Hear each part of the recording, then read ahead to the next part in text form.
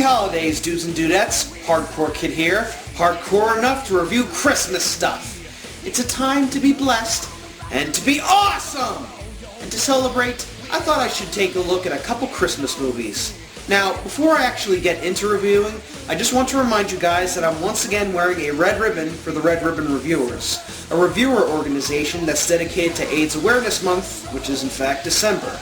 You can see the rest of the Red Ribbon Reviewer contributions by checking out the link below. With that said, let's start by taking a look back at a Christmas movie that I reviewed in 2011 called The Flight Before Christmas. The Flight Before Christmas, also known as Nico and the Way to the Stars, was a 2008 European movie that focused on a small reindeer who goes through all kinds of perils to get to the North Pole and find his dad, one of Santa's reindeer. I didn't expect much out of this movie, but to my surprise, I quite enjoyed it. It was dark, had good action, and a good cast of likable characters.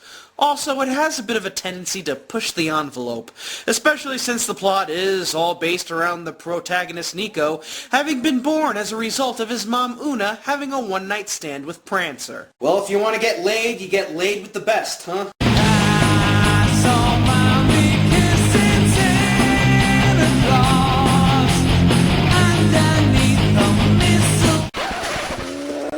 Anyway, 4 years later, in October 2012, the studios decided to release a sequel called Nico 2, Little Brother, Big Trouble. Also known as Little Brother, Big Trouble, A Christmas Adventure, or Nico and the Way to the Stars 2, or Flight Before Christmas 2, or Why the Hell Can't These Movies Stick to One Title 2.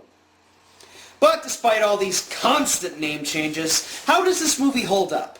Well, let's find out. This is Nico 2, I'm just going to call it Nico 2. Roll the footage. We begin in skies above the North Pole, also known as Santa's Fell, where we see Santa's reindeer, referred to as the Flying Forces, practicing maneuvers with Santa's sleigh before the next Christmas run. On board is the son of Prancer, Nico, and his flying squirrel friend, Julius. Nico tries to keep up with his dad and the other reindeer, and does okay for the most part. That is, until the forces decide to go sonic reindeer boom on these bitches!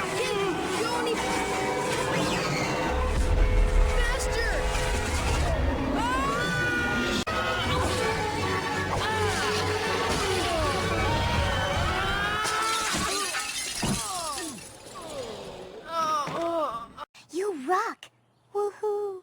After a bit more practice, Prancer races Nico back to Una. However, they show up late, and Una is not all that happy with Prancer's poor responsibility skills. Where's Nico? Don't worry. You know, as long as Nico's with me, he's perfectly safe.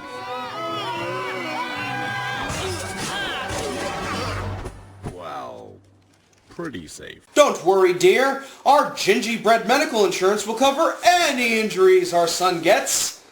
Although the company has been known to crumble. What did I say about racing? We talked about this. The boy's too young to go that fast. Yeah, I know, but... But I wouldn't listen. Dad was all like, "You're too young to go that fast. And you should listen to your mother." And I was all like, "Why?" And he was all like, "Because she's a very special lady."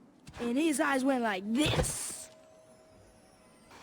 Yeah, in the 4 years since the last film, Nico's acting skills seem to have gone from consistently annoying to adorably frightening. May this face haunt your dreams. Speaking of acting, just about the entire voice cast, including Norm Macdonald and Emma Roberts, are no longer doing the voices, which is a shame because I thought they did an alright job and put enthusiasm into their roles. But now, with this new cast, we end up with Julius suffering from a bad case of bronchitis. I'm afraid I can't possibly allow that. It's far too dangerous. And Welma with a southern drawl. A hot-headed reindeer and a chubby squirrel. What could possibly go wrong? I had no idea Southerners lived up north. Guess they're the kind that fly south for the spring. Anyway, Nico wants Prancer to live with him and Una so that he can help them and keep them company. Ironically, Una has had the same idea in mind. I have good news. We're not going to be alone anymore. You mean... You're getting married. No, I'm not. But instead of Prancer, Nico ends up coming face to face with this buckhole named Lenny. It's so nice to finally meet you. I've heard so much about you. I was actually quite nervous about meeting you. Thought I wouldn't know what to say. Thought I'd end up rambling on about the weather or something. But now that I'm here, this isn't awkward at all. Let me guess. Una and Lenny are getting married because the two of them bored each other in the love cave. Is that right? You know, Nico, I ain't saying your mom is a gold digger, but... oh, fuck it. Your mom's a gold digger. And Lenny isn't alone. Come and say hi, Johnny. Hi! Whoa! Are you my big brother now? Big brother? I couldn't help but notice it's a bit cloudy out there.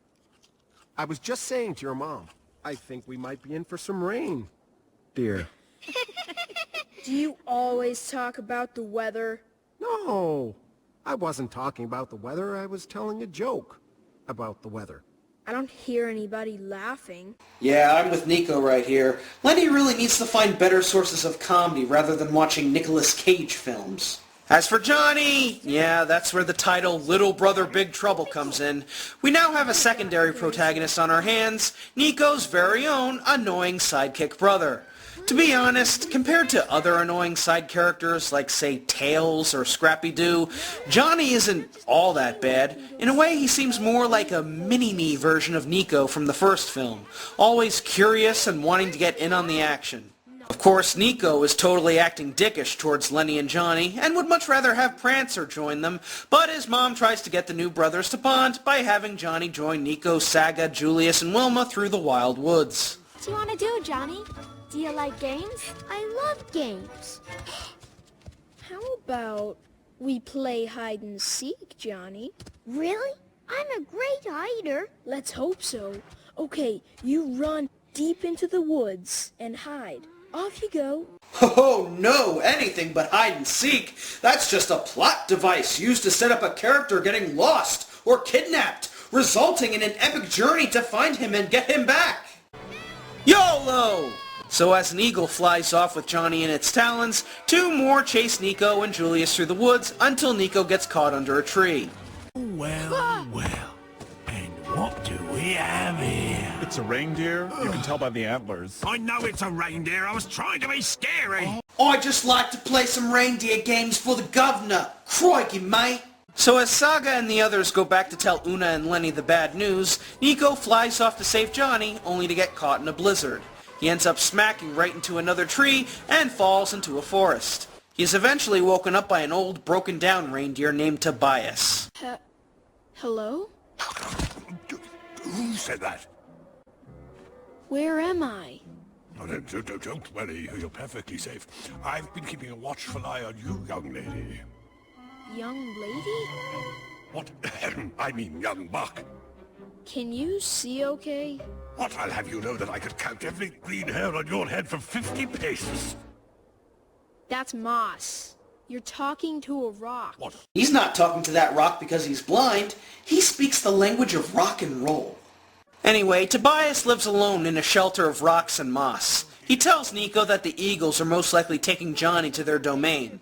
Nico asks Tobias if he can lead them there, and although he's skeptical at first, the weary Tobias eventually agrees to come. It's probably best if the reindeer who knows where he's going leads the way.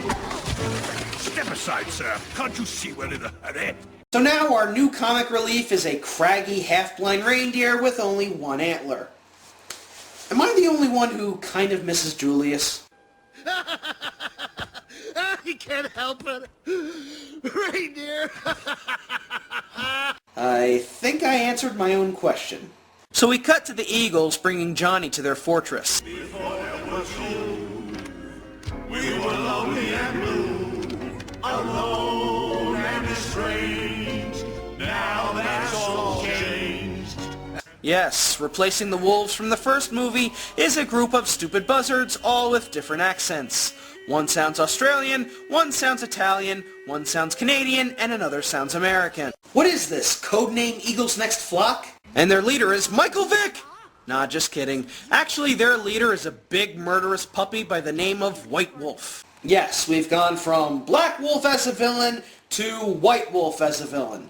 Apparently white is the new black for villains of 2012. Anyway, this is actually Black Wolf's sister, and she wants to get revenge on Nico for the death of his brother. Unfortunately, the Eagles, being the dumb shits that they are, wound up picking up the wrong reindeer. I brought you the little reindeer, boy, just like you asked. I got Nico, see? Hey, we all got Yeah, it. we all did. That's not Nico! Huh? He got it. It's just him. It's not Nico, but you said... Get the little lying reindeer boy. I said, get the little flying reindeer boy. Didn't you even ask him his name? Yes, but we thought he was lying. You can see our confusion. I guess I wasn't expecting much out of a group of goons who make the grunts in Halo look as threatening as the slashers in Dead Space. As for the White Wolf's character, well, she's not quite on the same level of intimidating viciousness of her brother, but she's still quite a decent villainess, who I could probably compare to the likes of the fairy godmother in Shrek 2. Hell, she even sounds a bit like Jennifer Saunders. If the flying forces had banished me from the skies and forced me to live in this creepy hovel, I might be feeling a little angry myself. But what the hell is she doing with a group of eagles? What happened to all the wolves that survived the first movie? Were they so traumatized by the death of their leader that they hitched a ride to Miami to escape the bloody murderous reindeer? That, or she just enjoys the frequent flyer miles. So we cut back to Nico and Tobias, with Tobias pulling some very Mr. Magoo style moves to get to the Eagle's domain. At one point, Tobias ends up falling into a cave and discovers that it's occupied. If you're awake, then who's snoring? Hey, there are kids watching. None of them need to see bare ass. However, the bear ends up waking up, and Tobias suddenly uses his inner Rudolph skills to get himself and Nico out of the cave.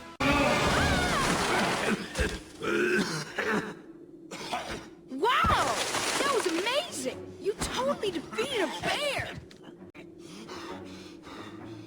Did I? I didn't I? Oh, I haven't had a testosterone rush that powerful since my last hoof job. Tobias and Nico eventually make it to the caves. While Tobias watches guard, Nico sneaks into one of the caverns. He eventually finds Johnny and then tries to fly out of the fortress, only to be confronted and taken down by White Wolf and the birds. I believe you knew my brother. Black Wolf? Is your brother? Was my brother! Until you destroyed him!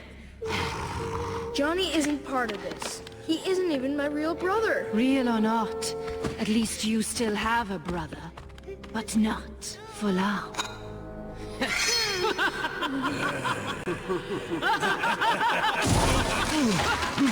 just can't stay out of trouble, can you? Tobias? Well, you're not the only flyer, you know. I got my flying lessons from the Iceman. He taught me how to kill goose. After some rather botchy flying maneuvers, Tobias and Julius manage to outfly the Eagles, rescue Nico and Johnny, and fly the hell out of there! White Wolf is not pleased with the Eagles, but she feels she has a chance against the Giants. If you can't help me catch that little flying reindeer, I have to go. You can stay. Please stay. Nobody ever wants to stay. Just tell us what to do. Join me in destroying the flying forces. Once they're gone, Nico will have nowhere left to hide. In fact, I probably want to go up to Santa's Fair right now and let those flying freaks know who really rules the skies. You mean that bird thing from Kingdom Hearts 358 2 days? Ha! I'd like to see you take that down, Fluffy. So yeah, by this point they're kind of recycling the same plot as the original. Only difference is now the villain is a white wolf and her minions are eagles, while instead of Nico trying to find his father, he's now rescuing his brother. You see, there's always this common issue with sequels where they seem to just reuse elements from their predecessors and add a bit more substance to them to make them seem new and refreshing. Remember Home Alone 2? Sure, a lot of people, including myself, like it better than the original.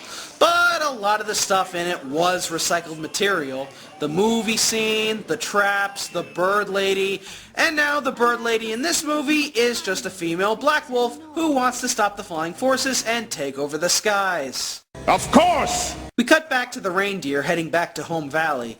Tobias explains how he used to be part of the flying forces, but as he got older, he started to lose his eyesight, and as a result, he missed 2 houses during Santa's run. Johnny also explains how his mother died when he was born, and he and his dad had been living alone until Lenny met Una.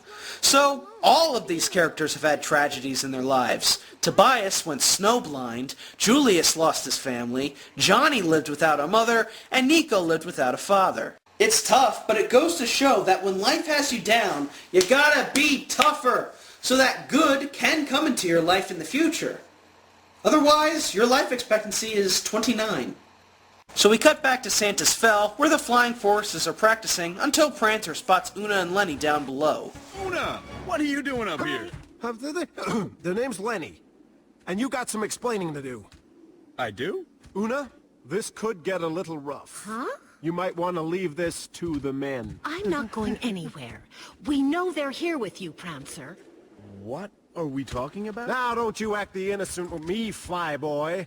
You know very well what we're talking about. I do? Yes, you do. Yeah, I've heard of you, Prancer. Hey, how about later you and I take Una back to our cave and we'll show her both the North and South Pole.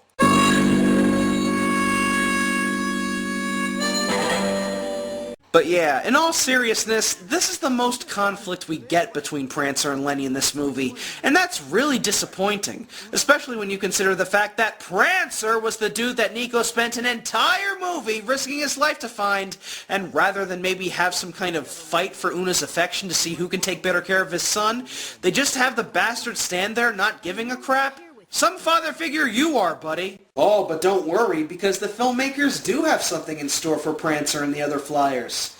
And believe me, it's about as humiliating as cleaning up reindeer shit in a shed. That's fucking disgusting.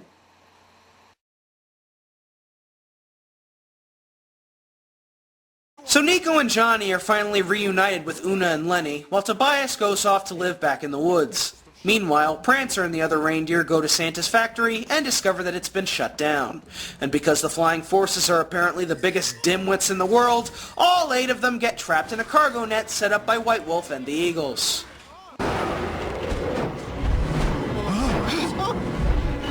Not flying so high now, are we? So you're telling me that Santa's reindeer, 8 300-pound flying reindeer, can't even escape out of a simple cargo net? Not only are these guys dimwits, they're friggin' wimps. So the Eagles take one of the reindeer's harnesses and flies it to Nico. Realizing the flying forces are in trouble, Nico flies towards Santa's Fell, while Johnny, Julius, and Wilma get Tobias. They all arrive to find that Santa's factory has come under siege. The flying forces must be trapped inside. We have to get in there. We'll never get past those eagles. You know, nothing for nothing, and pardon my Spanish, but ¿Dónde está Santa Claus? You know, the guy who sees you when you're sleeping and knows when you're awake. So wouldn't he know that his reindeer are captured and his factory is taken over by eagles and some crazy wolf? I don't know, maybe he got captured by trick-or-treaters or something. And now it's time for the epic showdown. Nico and Johnny distract the White Wolf, with Nico flying all around the mountainside with the Eagles in hot pursuit. Meanwhile, Tobias, Julius, and Wilma restart the factory and try to free the reindeer. Which leads me to another question. Where the hell are the elves? Did St. Nick become so reliant on his reindeer that he fired all his elves and now has the flying forces making all the presents? You know, maybe that's why they never refer to it as the North Pole in this movie. It isn't the North Pole, it's Fort fucking McMurray! So the flying forces are freed, but Nico and Johnny end up getting overwhelmed by the Eagles.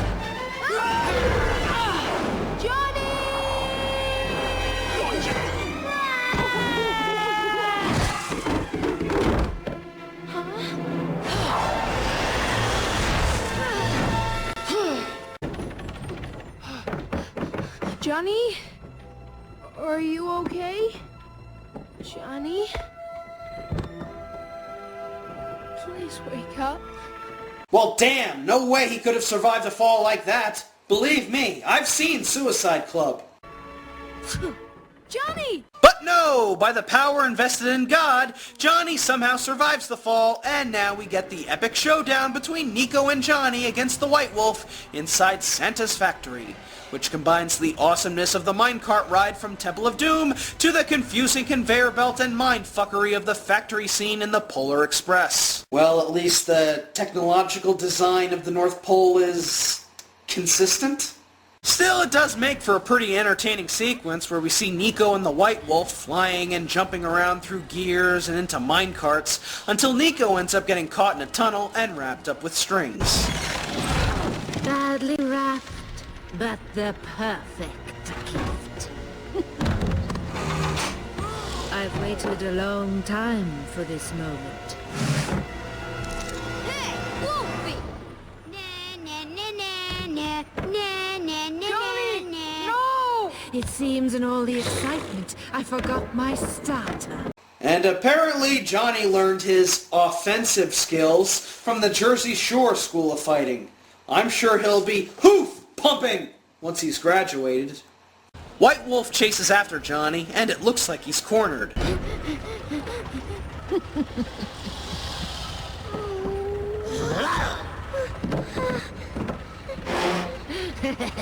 Happy Christmas to me! Jesus! Truly, there is no better way to save Christmas than with the power of Jesus. White Wolf is sent into one of the wrapping machines where she gets wrapped up in teddy bears. Yeah, defeating Black Wolf by having him fall thousands of feet to his death was extreme, but White Wolf getting covered in teddy bears? Now that's hardcore. So the flying forces are freed and the eagles are chased straight out of Santa's Fell back to their fortress.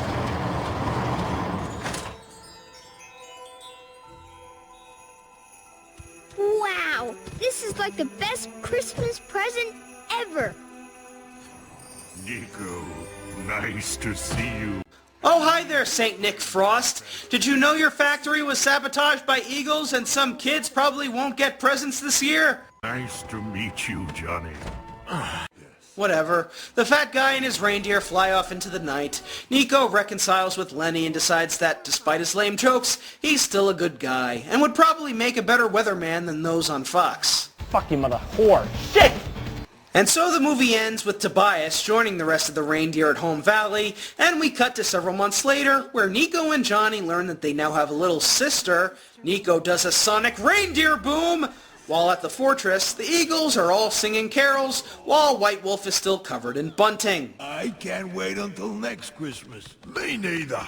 Here, do you think Santa will bring us another present? Sure he will. So far, we've been real good this year. Let's try and be extra good for the rest of the year. Yeah! What do you think, dear?